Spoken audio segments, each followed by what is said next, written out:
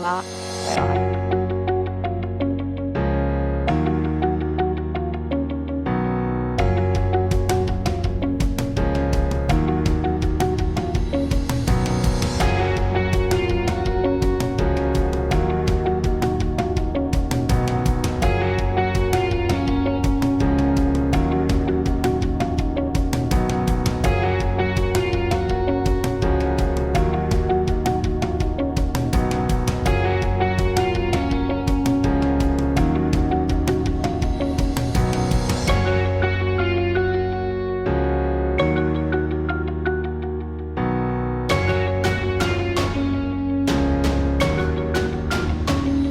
Welcome to Eggs and Issues, a monthly business forum presented by the Portland Community Chamber of Commerce, bringing timely economic discussion to the region for nearly 40 years.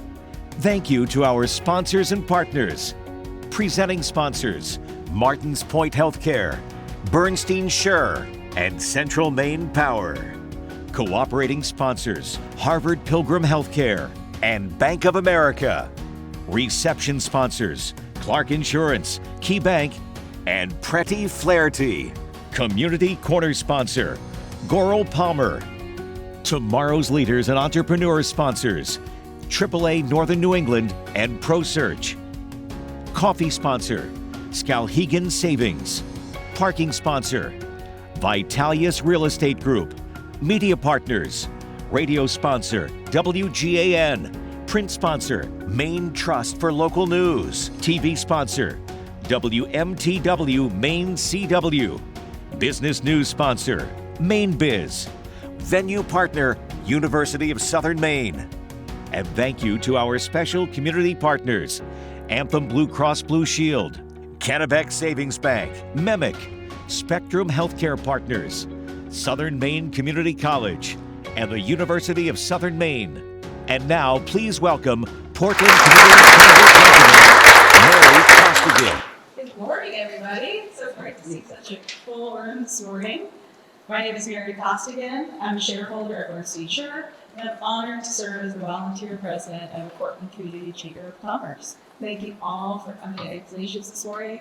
There are several former counselors I've seen today, so welcome. Thanks for coming out. I believe I saw Council 4 here as well.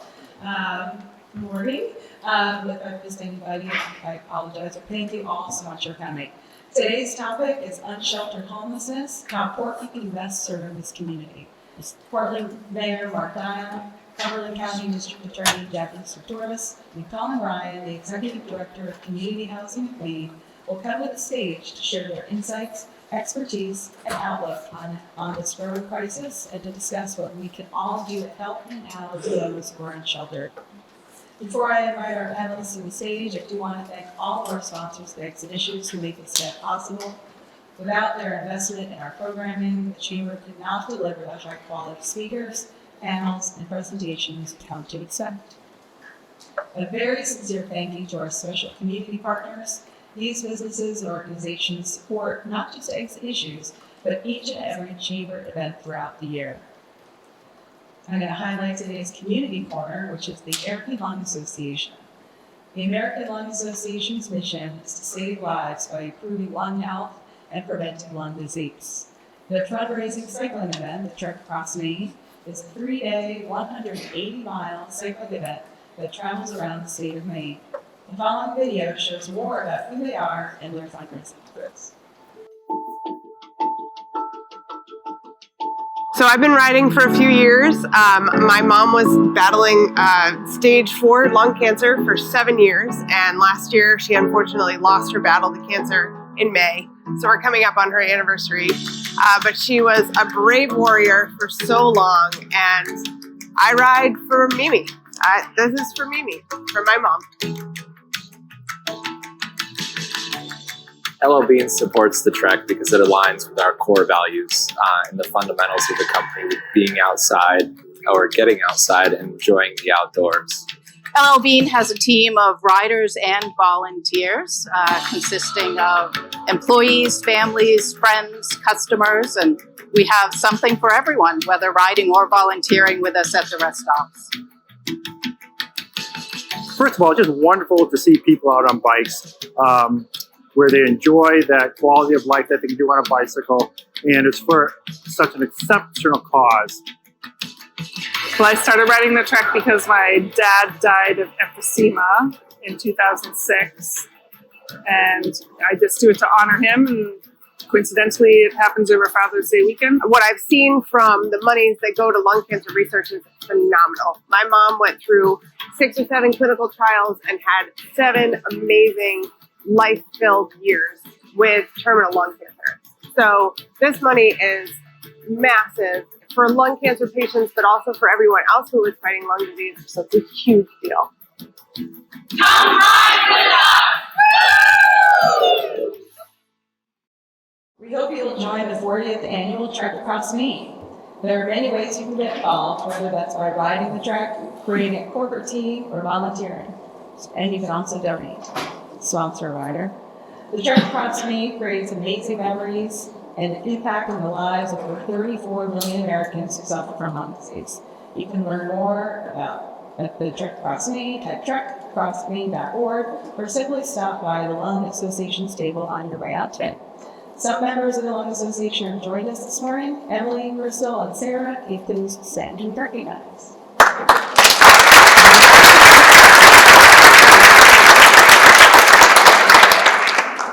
I'd like to welcome the high school, college, and university students that are joining us today for our Tomorrow's Leaders and Entrepreneurs program. Through this initiative, the Chamber offers students in the region an invitation to attend the exit issues at no cost.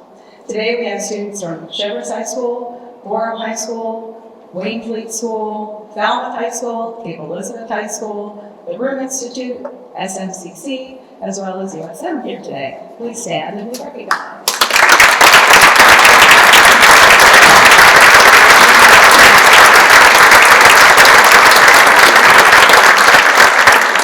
It's great to see so many of you. Thanks for coming out.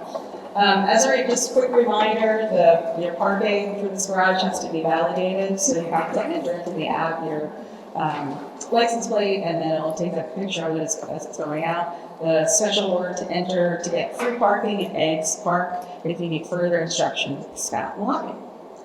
So let's just have one more round of applause for each of our generous sponsors.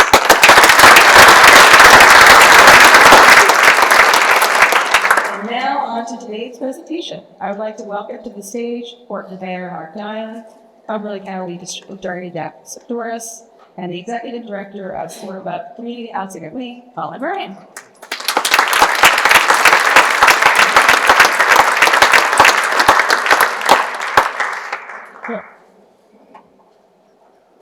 Oops, sorry. Jordan Payne.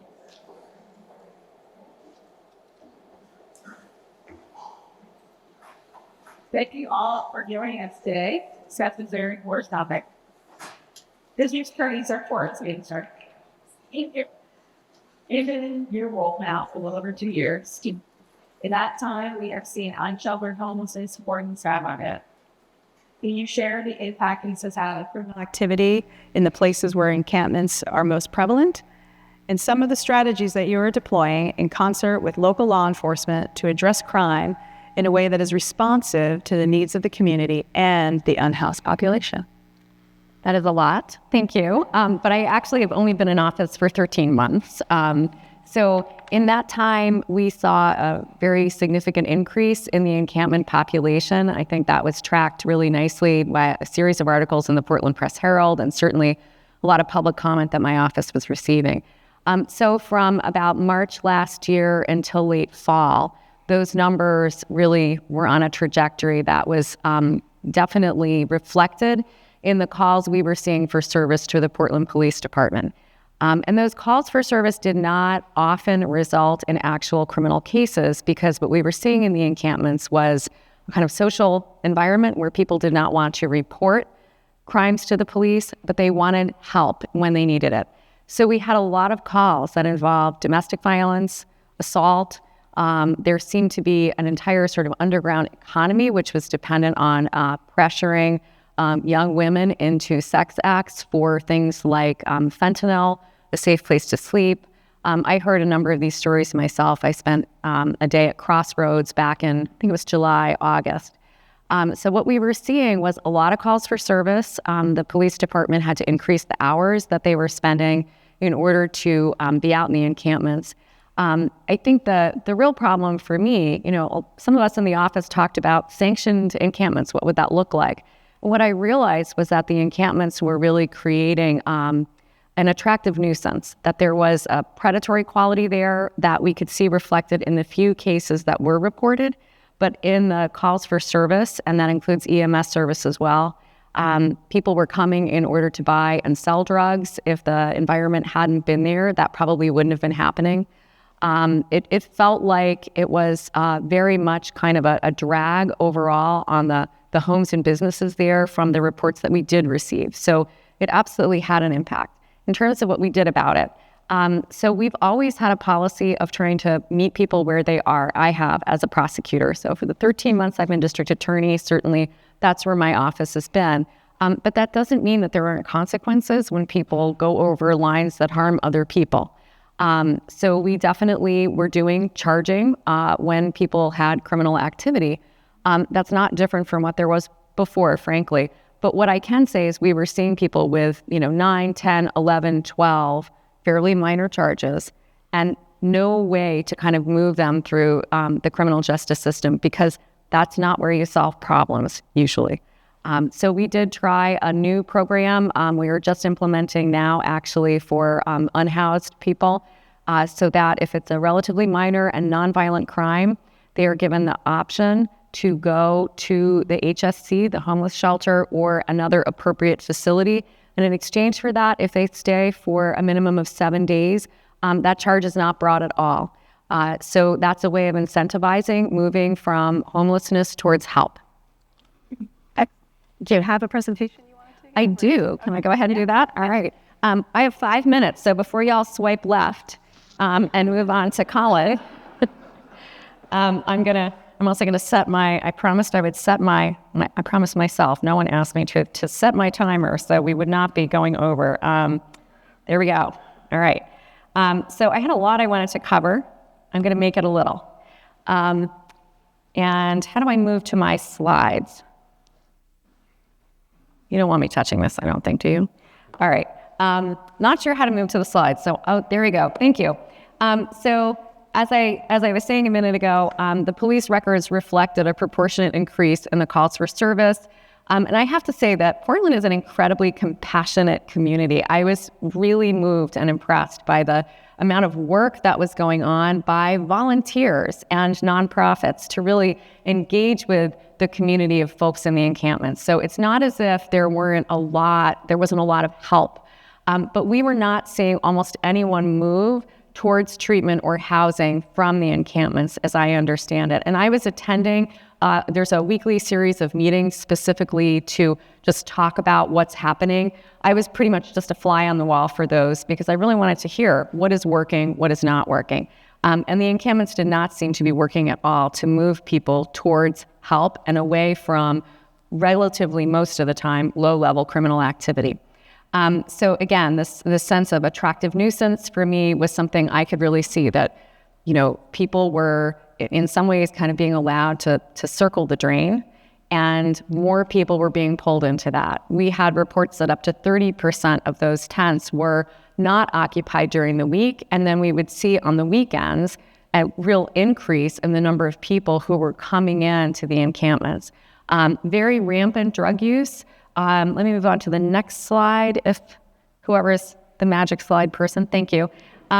So when the encampments were removed, Marginal Way actually saw 80 gallons of sharps that were removed from that site after the encampment was moved. I'm not saying that to be pejorative or to do any shaming. It's just that, the idea that I think we've heard that somehow encampments are consistent with other community use. I've had kids. I would not bring my child to any sort of an outdoor resource where they're going to come into regular contact with needles.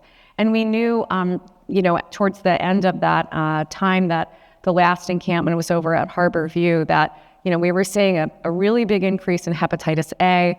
And of course, I think you all read some of the articles about the rodent population. So the other thing we were hearing were persistent rumors about the HSC, the homeless shelter over on Riverside. And those persistent rumors were preventing people from wanting to go there, that you had to be in, effectively, that you had to be cold turkey when it came to substance use. We know the vast majority of people were using substances. And so the idea that you'd have to go to the HSC and not use substances without treatment, that would be, for me, certainly, if you told me I was going to have to give up coffee, I probably wouldn't want to go there. And that's a, relatively low-level addiction. It's not true, of course. That's not what happens at the HSC. But the fact that those rumors were out there really prevented people from wanting to move into help. So finally, most rough sleepers ended up moving to the HSC. I call them rough sleepers. It's a term that I like better in some ways. But there's a small cohort of folks who are absolutely committed to that lifestyle. Around the encampments, though, we were seeing folks who were not really committed to that lifestyle. They needed help. So I'm ready to move on to the next. There you go. So we've only had a month. And in the brief time that we've had to assess the results, the police shifts are down from a routine 12-hour shift, largely to be responsive to the encampments, to 8 hours. I think that that's a measurable change in the amount of trauma that is going on. People aren't calling the police in these encampments because they're, dying to see the police. Although I would say that the mental health division, headed up by Bill Burns, is a remarkable thing. Someone should focus some real attention on, because he does remarkable work. He knows what he's doing, and I think he's helped move quite a few people into help, although not very many from the encampments. Our office has adopted that new policy to help divert people from charges towards help. My job is to solve problems as a prosecutor, not to rack up convictions, fines, and jail time. It's to solve problems. That's the best way I can leverage the power that I have. So that's what we're trying to do with the unsheltered community. And then the rumors, of course, turned out to be untrue. The HSC is doing amazing work. I'm sure you're going to hear more about that from people who know more than I do, but I go to the HSC every month for their meetings to make sure that I can stay on top of what those offerings are. They have DHHS out there a couple of times a week now that helps screen people for help they need, like main care. They're offering MAT, that's medication-assisted treatment, something we really needed to have available to people the minute they want it. And it's not required that you give up substances to be at the HSC, although if you're in a place where that's supported and centered, it turns out it's more likely to happen. So challenges absolutely remain. There is still persistent open substance use by a smaller cadre of people on the streets in Portland. And we've certainly seen a number of complaints from folks who say that, what's happened now that the encampments are closed is a much smaller number of people are using, on stoops and other, apartment entries. And that community of folks, homeowners and renters, just, are obviously not going to welcome that sort of behavior. And it also leads, again, to the problem of sharps in the street. Mental health issues are, I think, extremely high. I started my work out of undergraduate many years ago, University of Pennsylvania. I worked in Philadelphia for a while with an unsheltered population, and as well then after I moved to New York City for a while. And I have to say that the sense that I have is that the needs are much, much higher than they were 30 years ago.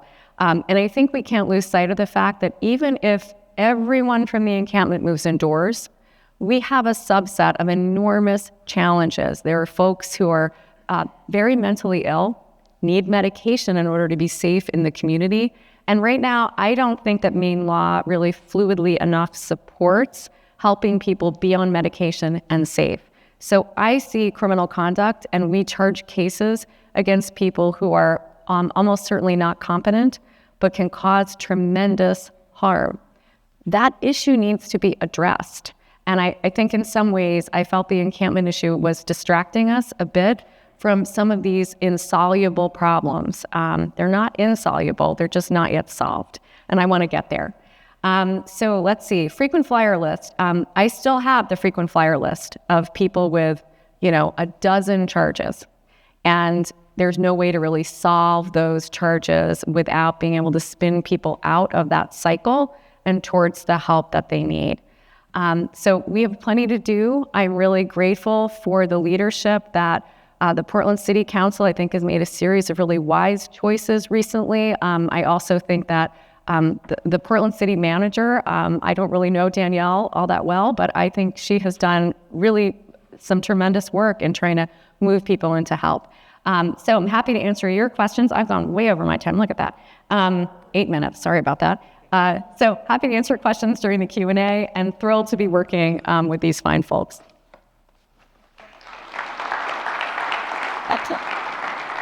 Thank you, Jackie. My next question is for Cullen. You have a 30-year history of working on the issue of homelessness and have a relentless focus on bringing people out of homelessness and into shelter. Can you give us an overview of some of the strategies that have led to progress in the last year, and maybe some context on why breaking the cycle of homelessness is so important from an economic and social perspective? Sure. Well, first of all, I think that all of this is relationship work. That's in order to get people from a difficult place to a stable place, it takes relationship work. That is people in that experience, and also with landlords to get people into housing. But we saw some changes that I think were game changers, and I'll talk about it in my presentation. But the city really rose to the challenge. If you want to insist that people come inside, you have to create space for people to do so. And the city did exactly that. And that has opened the doors to connections with human beings who are there to help, and professionals who can help house people. So we watch people go from really being entrenched in encampments to coming inside to where they are treated with dignity and respect and supported in paths to wellness. And that works. And so it is a decision that we have to make as a society, whether we're going to invest those resources to do that and get everybody inside and stable, or whether we're going to allow people to really struggle outside in places that are uncomfortable for them, uncomfortable for us, and deadly, as Jackie pointed out. And we've got some really serious policy decisions to make about what we're going to do as a society around that. The other thing I just wanted to point out is that I think we're different here in Maine than we are on the West Coast, which really sort of broke this trend of people landing outdoors and homelessness. Just a few years ago, we had 98% of our homeless population, when they were in the emergency of homelessness, we were able to put them into a homeless shelter. It's really been in this last year, we saw a cycle of a lot of people outdoors. We can get back to where we bring everybody indoors. The West Coast started out with 90% of people outdoors and 10% of people in shelters. They've got a long way to go. They're having to spend a lot of money to dig their way out of this. We don't have to, and I think we're in a much better place to do it right. So, I think it. Sure.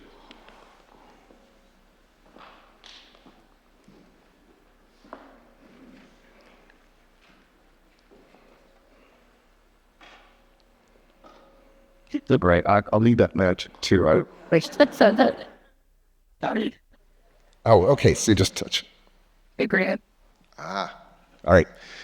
Well, so the city, as I said, responded to this challenge, and they responded to it exactly as the professionals in the community hoped. They created space. And I just want to talk about three things that the city did. First of all, the shelter system was really surprised by an inflow of single adult asylum seekers about a year ago. Last December, there were 7 single adult asylum seekers. By April, it was 80% of the homeless shelter. And the city was very responsive and did the right thing to make sure that people were able to be indoors and supported. But it started the path then, at the request of many of us, to create a proper place for people who are seeking asylum to get their needs met, much better than the homeless shelter, because that's a whole set of different needs and expectations, and it really is brought on by a draconian law that doesn't allow people to work for 6 months after they achieve asylum status. So by moving people into a shelter, you're essentially having them take up beds for 6, 8, 12 months. and this is a shelter that normally serves about 2,000 people passing through. Each bed serves 40 people. So it doesn't take a rocket scientist to see what happens. We all suddenly had a bunch of people who didn't have a place to go and landed outside. 60 or so landed out by Trader Joe's. I'm sure people saw that.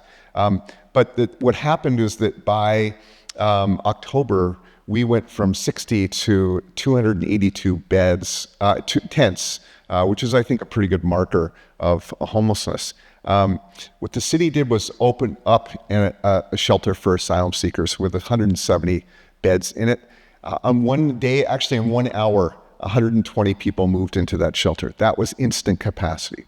A couple of weeks before that, the city council made the wise move of opening up 50 beds of internal capacity within a shelter as overflow. Another wise move that came about the same time. So suddenly that meant there were 170 beds at the Homeless Service Center, which is designed perfectly to serve this population.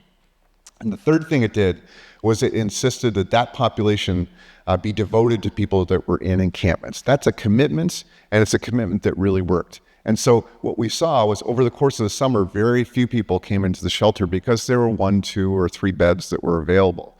Suddenly, in the fall, we had 170 beds available, and the whole community worked together to bring people inside. And we went from 282 tents to 38 just a couple of weeks ago. We're hovering around 40 right now.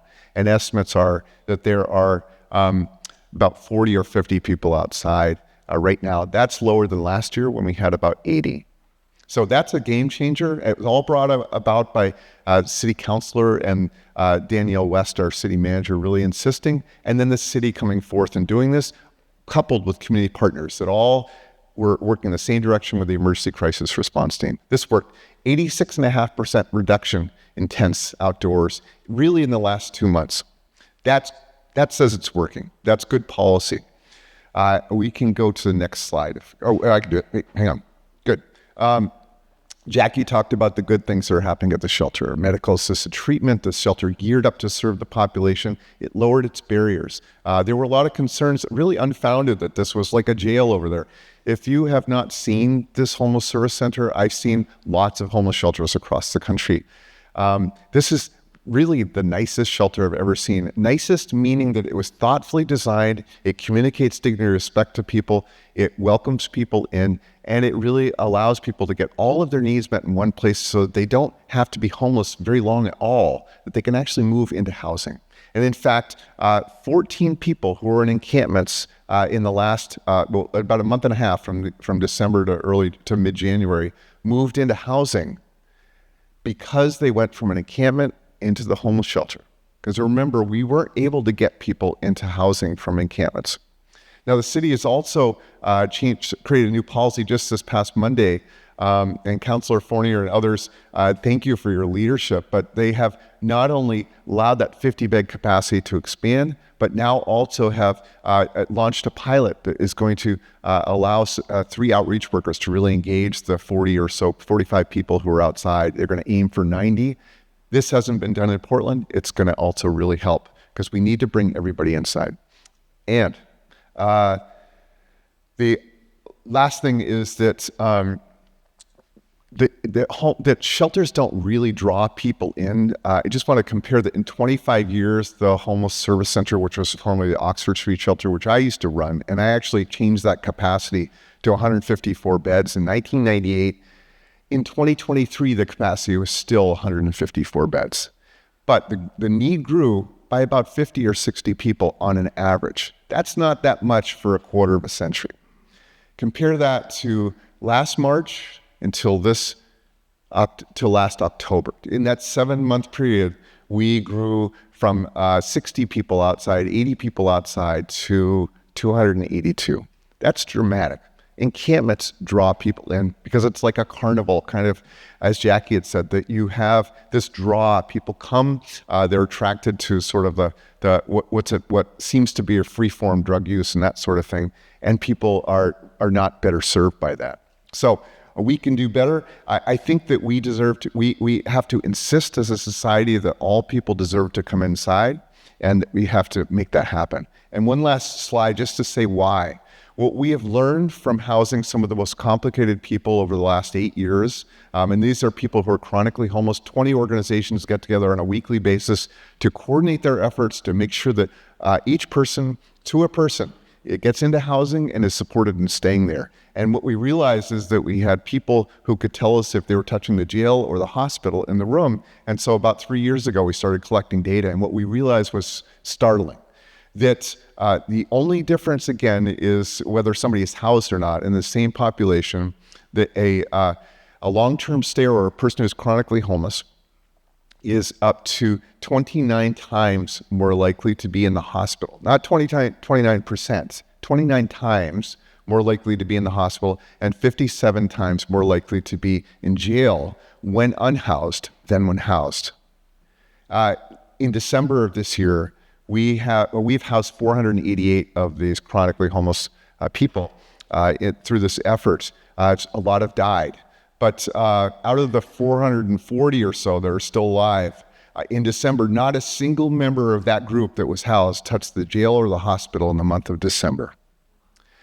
Out of the remaining 140 people we have yet to house, we had 14 people that touched the jail or the hospital.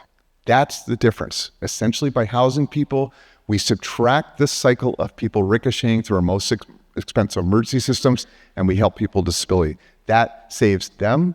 It saves us a lot of money. It opens up resources that we can devote into the right place. But it takes proactive policy work, like creating space and providing support to people so that they can get stabilized. Thank you.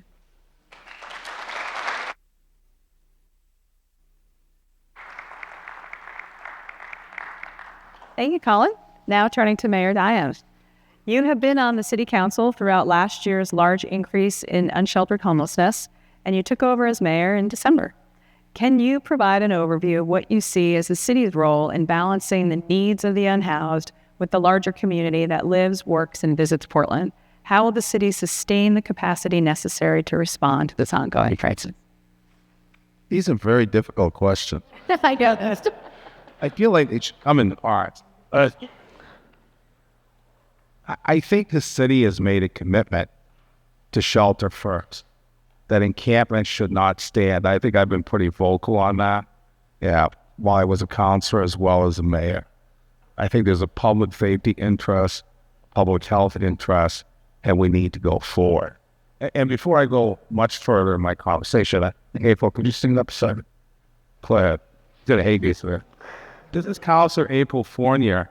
She's my point person on the city council on the issue as chair of our public health and welfare criminal justice committee. So if you can't reach me, reach out to April.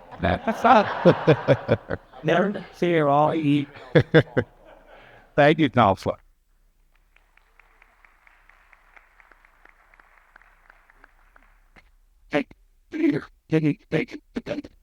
The five people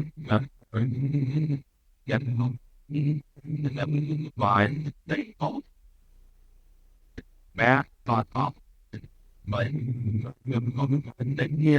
appreciate my colleagues for their work, and I appreciate the fact it's not working. But it could be. Do I take the podium? Yeah, I'll take the podium. I'll take that. I'll finish.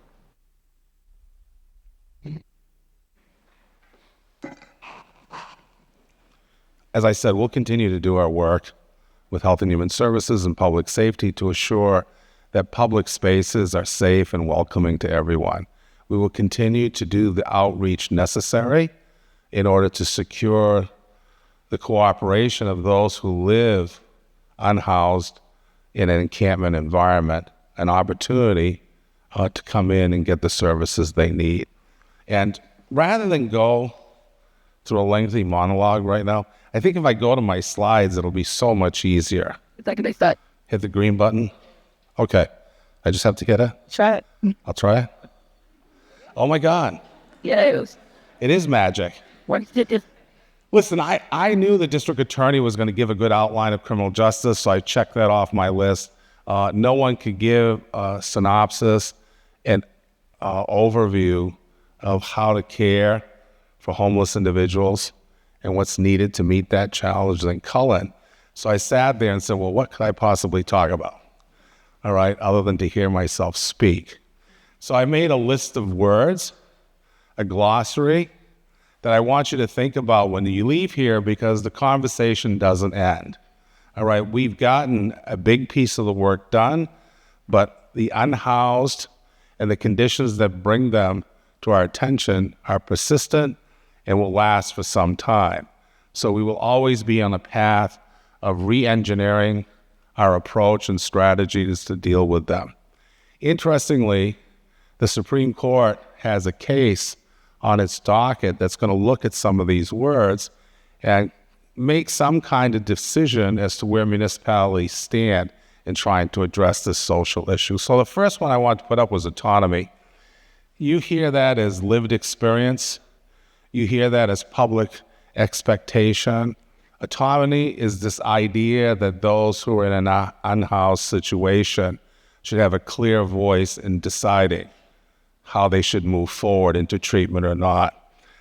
I guess this is where some of the political debate has occurred, because I tended to take a position, and still do, that someone completely captured by chronic and persistent mental illness or substance use disorder is not in a position to make an informed decision. That it's the responsibility of government to intervene, and if necessary, take a very intentional path with them to get them in treatment and out of a street environment. And that's why I'm pleased that the district attorney has seen the possibility that the court system and her office can act as that leverage. Now, the social work universe subscribes pretty significantly to this idea of personal autonomy, so the debate will continue long after today as to where a client's rights line up with a community interest. So as you read the paper or watch TV, these themes will come back. Sticky. I love this word, and he's the author. All right? And I'm looking forward, if the justices stumble into this concept, Cullen, they may not call it sticky because that's too pedestrian for a Supreme Court justice. But I think your idea behind this term is very important, and it's something that the council, the city manager, and I consider when we look at our strategies. Cullen described why we found ourselves in the status we were with these encampments, but sticky, as we've come to understand, he's my muse on this issue, is no one person can stay anywhere in the system too long because it blocks the movements of everyone else. Encampments reflected our lack of moving people into proper services, and then when we get to services, they can't reside there either. The HSC is not supposed to become permanent or as transitional housing. It's a working platform to intervene as necessary and prepare someone to move into some other service or residence. So when I look at reports that come across my desk, are we facilitating the removal of sticky, or are we making it stickier? So please pay attention. And if one of the justices stumbles into this term, I'll be overjoyed, Cullen. You got to like it. Right? I said, my God, a real person on the court. Capacity. If there's one theme that the city manager has been consistent about, I've been consistent about, and the council has paid attention to, is do we have the capacity to accept people into our service stream? The debate over expanding shelter capacity was pretty powerful because we tried to balance this idea of sticky, the need to increase capacity to receive and remove people from a street environment into a shelter environment, and to respect the expectations for public safety in the host neighborhood. Right? Everybody believes in a shelter till I tell you it might be built in your district. All right? So the council really work on this issue of capacity to its extent possible, but it will continue to be a theme moving forward. Currently, the courts suggest if we don't have capacity, we cannot provide intervention and get people off the street. So it is a term that is central to our policy of how to deal with the unhoused. Clarity. Maybe I'm guilty of this sin. I feel that as leaders, we need to be absolutely clear about what we're going to do. I don't like fuzzy words. I don't like concepts without boundaries. If we say we're going to clear, we clear. If we have a date certain, we execute.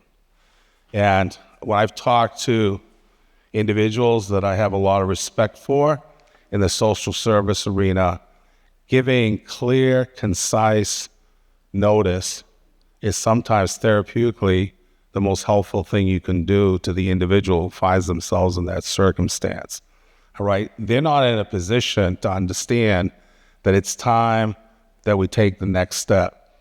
And clarity has to do with being clear with the community that we understand your expectations of as to what constitutes a safe city. All right, so this term will come up time and time again. And also, it's a benchmark you can hold us accountable to. Are we being clear? Are we providing you a true choice? Is the strategy sufficiently enunciated that you can understand exactly what we intend to do next as a city? I want to close with rats. I know. Who'd have thought? This just reinforced my idea that plans are wonderful and totally useless all at the same time. I can't tell you the hours upon hours of work that the city manager and our team and members of the council engaged in creating in terms of how to conduct a resolution. That's a nice term too, I should have included that. A resolution of an encampment. I thought we had everything covered. I went down to the sites every day to witness execution, and then these fellas showed up, right? They totally ruined the plans. I don't know how Councilor Fournier feels, but there was no way in my universe that I anticipate we would have public comment at City Hall for an extended period of time announcing the fact that we didn't fully consider the rats in our universe of responsibilities. So I only say that to remind you that councilors, city staff, and others are human beings. We try to do the best we can to confront an issue. We can't plan for every variable.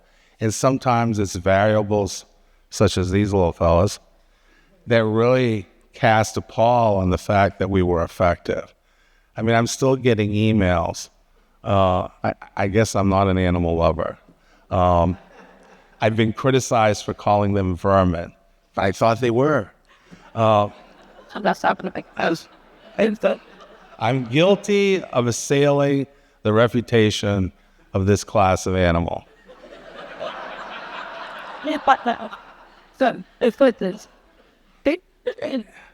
And I don't feel any remorse. So that's the point. So if you leave here today and you understand capacity, you understand autonomy and what it means for policy making, if you understand our responsibility as a council to be clear with all of you about what we intend to do, and the recognition that we are mice and men, that no plan is perfect, give us some space. We'll process that. But I will close with this. I want to thank my colleagues on the council for their work on this issue. I hold the city manager in the highest regard for staying the course when at times the political winds were mixed as to whether or not we would get this done. And my greatest appreciation goes to city staff.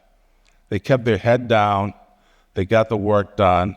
When clarity wasn't clear as far as where the council was going to go on this issue, they still met their responsibilities. And frankly, they are the heroes and heroines in this entire chapter of our experience as a city. So I'll close with that.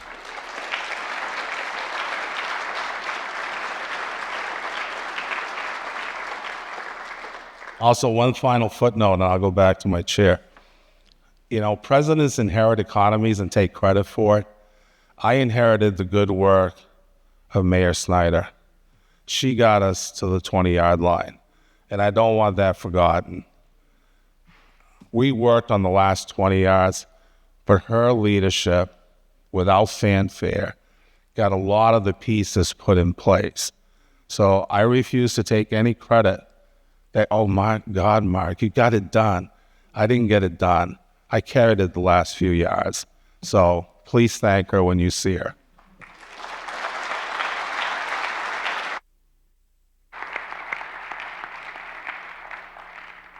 Thank you, everyone. I have some questions, but I'm going to skip those because I imagine you all have questions. While we do the Q&A, we are going to be showing some photos that the Press Herald provided through their coverage on this issue. So if you have a question, raise your hand and we'll bring the mic to you.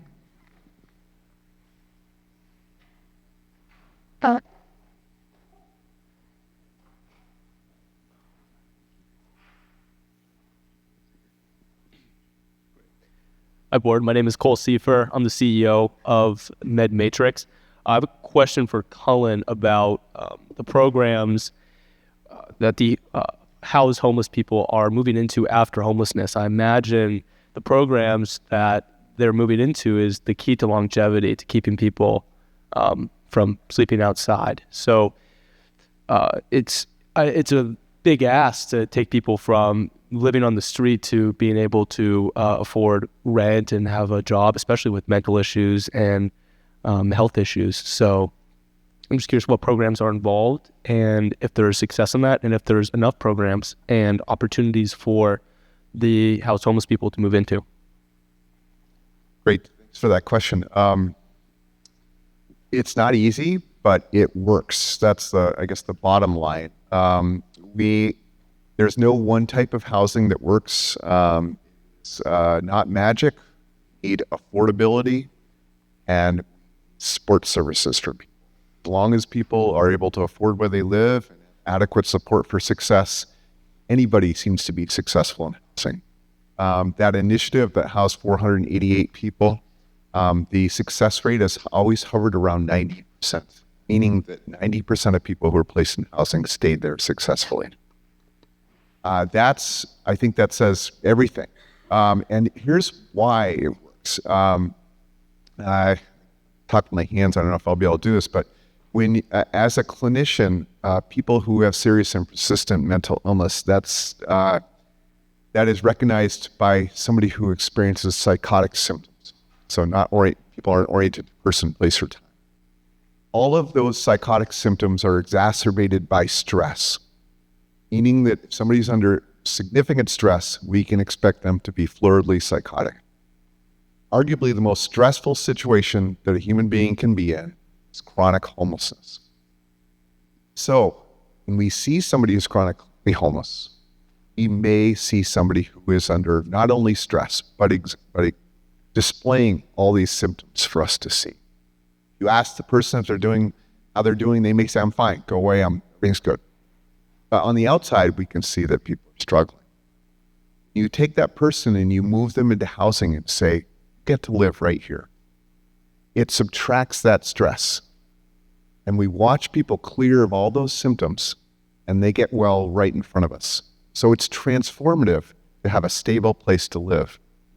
Now, it doesn't make all of the symptoms go away, but instead of being clouding people's ability to see much of anything at all, as Jackie talked about, and Mark talked about, we see people who have these symptoms move to the side, much the same as psychotropic medications work. They help people have clarity in the front. They may still be thinking, boy, the CIA and the FBI are doing things, but watch people who can now talk about, boy, it seems like you need a bed. And it seems like we need to give you some help so that your friends that you were in the trenches with of homelessness for decades don't come over and sabotage your housing placement. And those are the kind of things that we need to do to make sure it's successful. So it's remarkable to see people's lives transform because we allow them to access the stability of housing. Don't have enough affordable housing, don't have enough services. But as I said earlier, We spend far more money to leave people in stressful situations where they're ricocheting through all our most expensive emergency systems than we actually do on housing. To stay in jail, it's $47,000 a year. To be in the hospital, $1,000 a night, $160,000 a year for typical placement. Housing in Portland, $14,000 to $16,000 a year. That's a lot less. Services, somebody coming in to check out how they're doing on a regular enough basis to make sure that things are going okay, that might be another $3,000 or so. That's a bargain compared to letting somebody ricochet forever. So we don't have enough. We have to decide as a society to invest in this, but frankly, we're spending more money by not doing it than we would by making the investment. Other question?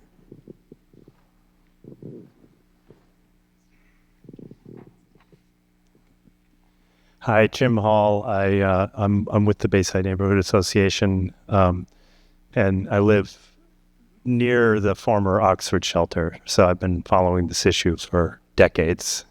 This question's probably for the mayor. I'm aware that the shelter reports that go to the committee, I'm forgetting the name of now, show that persistently, even before influx of asylum, even before COVID changed that threshold of stability of housing, Portland had been taking into our local emergency system about a third of people who self-report as from Portland, a third from the rest of the state, and a third for the rest of the country. So I'm interested to hear what kind of partnerships are forming now that homelessness is more visible in other communities, and what partnerships are needed, and is there anything we as citizens can support, such as any carryover bills that are coming, those kind of things. Thanks. In under 30 seconds. Fair. All right, Jim. For too long, the in-house, the encampments have been seen as a Portland issue. And I've worked with other political leaders in other communities, and they're quite willing to send us money. And that's been the extent of the conversation. I have tried, and last weekend, I was at Sunday River with 4 other mayors, with the chamber, as well as legislative leaders, say, you all have a moral responsibility to stand up shelters in your own community. That's it. That's non-negotiable. That's my expectation, and I intend to be a pain in the ass about it. All right, in plain English. What's interesting is some of these communities are now seeing homelessness in a visible way. It's been rather behind the curtain for many of them, so they didn't have to confront it, and they're probably sympathetic to us, at the same time saying, thank God it's Portland, not my community. That's changed. The city has supported a bill that made it out of committee. It's a divided report, which means it's scheduled for debate on the floors, on this idea of barring communities from having a moratorium against shelters. All right. We supported that bill. Is it perfect? Absolutely not. There are rats inside of it too. All right. But I'm looking for them. But the key is it's going to send a signal from the legislature to communities that if you house your unhoused, then the burden is equally shared from a moral perspective, and it stops being defined as a Portland issue. All right, I told some leaders, you don't have to put up a 280-bed facility. Put up 10 beds. Because if there are 18 communities in your county and you each do that, that's 180 beds. Because they're going to Bangor, they're going to Lewiston, and they come to Portland. And the quality of service and the capacity to deliver those services is pretty unequal right now. Also, it takes Portland out of being the only community that goes up and say, we need more money in order to meet what I've characterized as a state service. We are a city with a statewide responsibility. So I'm doing what I can as mayor, and I know the council agrees with me, that responsibility has to be a shared one. And I'll continue to do that work. Thank you. Another question. Yeah.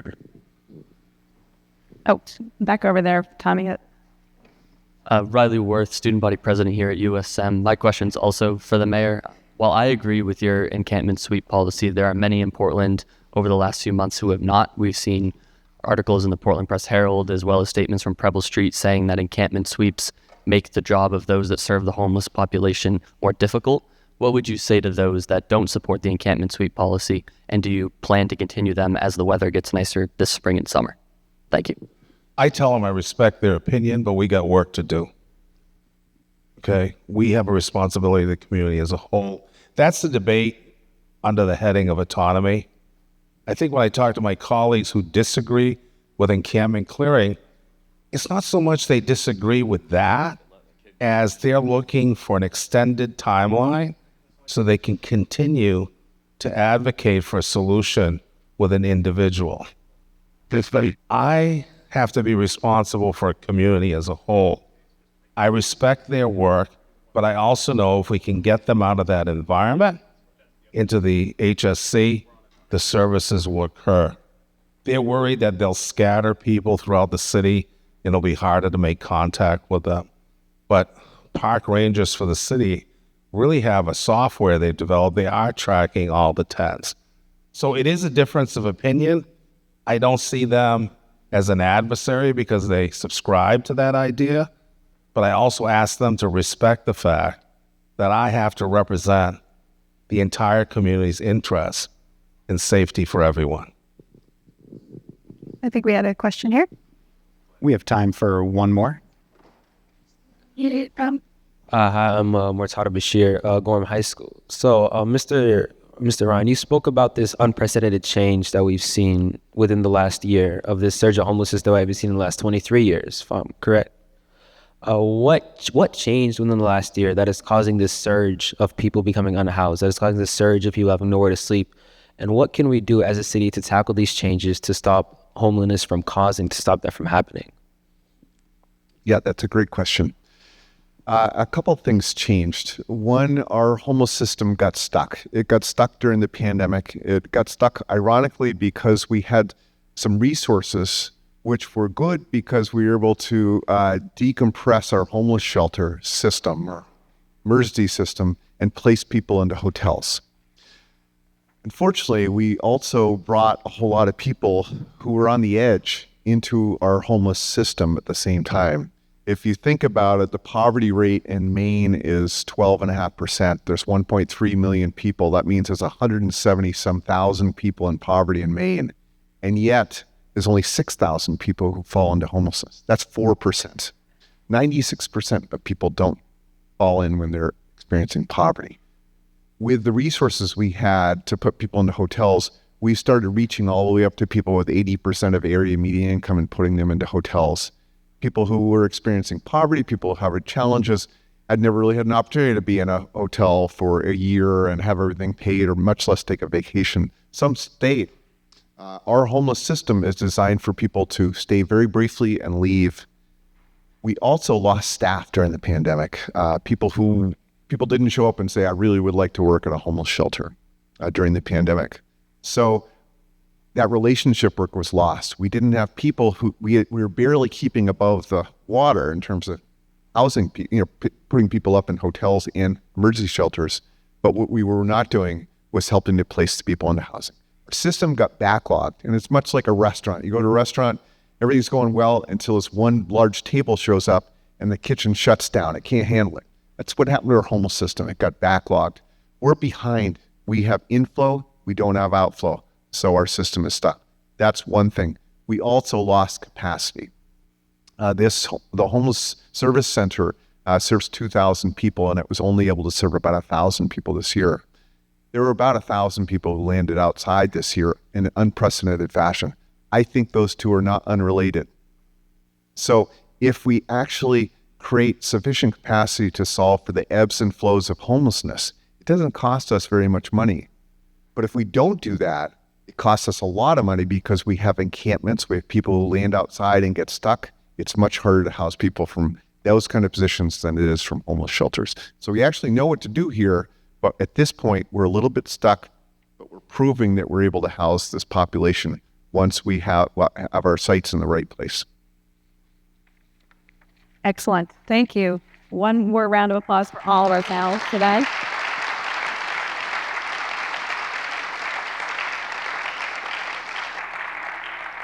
Thank you. This is certainly a conversation, something we could talk about all day, and it will continue. So thank you all for coming. This event has been recorded and will be available for replay on the Chamber's YouTube channel, which is accessible through our website. To stay apprised of future updates, we encourage everyone to sign up for the Chamber's Advocacy and Events newsletter by visiting our website, portlandregion.com. We hope you can join us next month, March 14th, when we host another panel discussion, Where is the Economy Headed? A conversation with leading economists. The panel will include Amanda Rector, State Economist for Maine, and Dwayne Carroll, Senior Equity Analyst and Managing Director at Bank of America. Thank you all again for joining us, and have a great day.